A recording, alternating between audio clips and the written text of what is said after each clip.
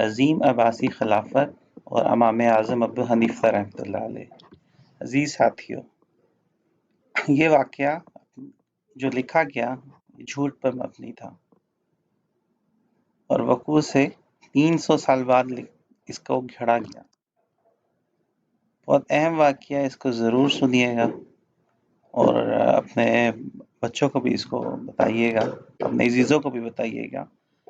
اس کے لیے آپ اس طرح کے بہت سے واقعات کے لیے learn with doctor Shafiq channel کو دیکھتے رہیے۔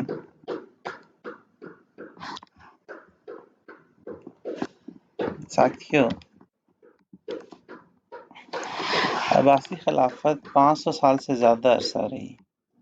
750 سے 1258 عیسوی یعنی 132 ہجری سے 656 ہجری تک یہ خلافت رہی۔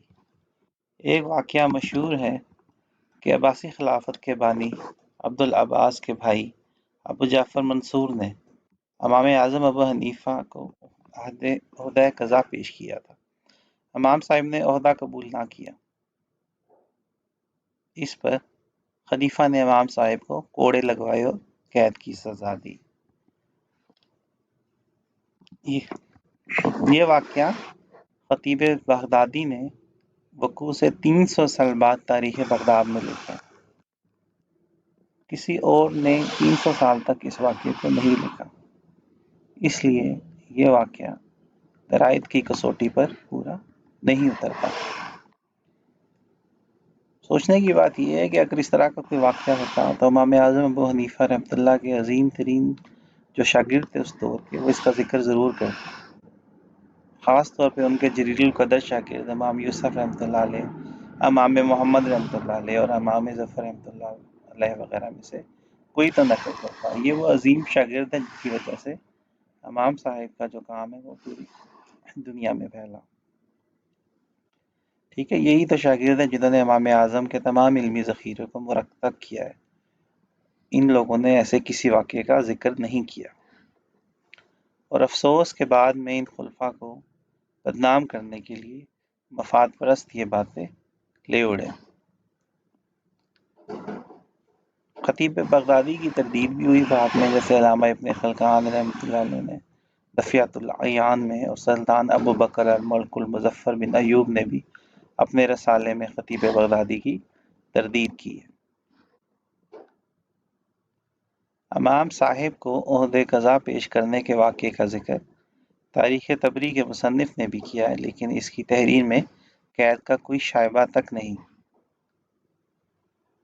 امام صاحب رحمۃ اللہ علیہ کی شخصیت عظیم تھی۔ ان کی صلاحیتیں خلیفہ نے پہچانی اور ایسا فقہ مرتب کرنے کی ذمہ داری دی جسے ہم فقہ حنفی کہتے ہیں، اور جس فقہ نے عالم اسلام کے 3/4 حصے پر حکمرانی کی ہے۔ یہ واقعہ جو ہے یہ مجلہ رحمانیہ اکتوبر 2023 سے لیا گیا ہے، اور ہمیں اس واقعے سے یہ سبق ملتا ہے کہ کس طرح جھوٹ کی آمیزش کی جاتی ہے مفاد پرست طبقوں کی طرف سے اپنے فائدہ اٹھانے کے لیے، اور معصوم لوگ جو ہیں وہ اس طرح کی گھڑی ہوئی باتوں کو مان لیتے ہیں، شکوک و شبہات کا شکار ہوتے ہیں، اپنی تاریخ سے کٹتے ہیں، اس کے حوالے سے غلط فہمیوں کا شکار ہوتے ہیں۔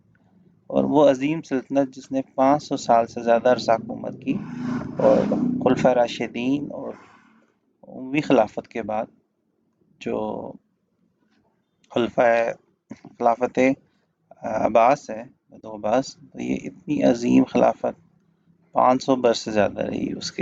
اسے ہمیں سمجھنا چاہیے، سیکھنا چاہیے، آگاہی ہونی چاہیے، تاکہ ہم آنے والے دور میں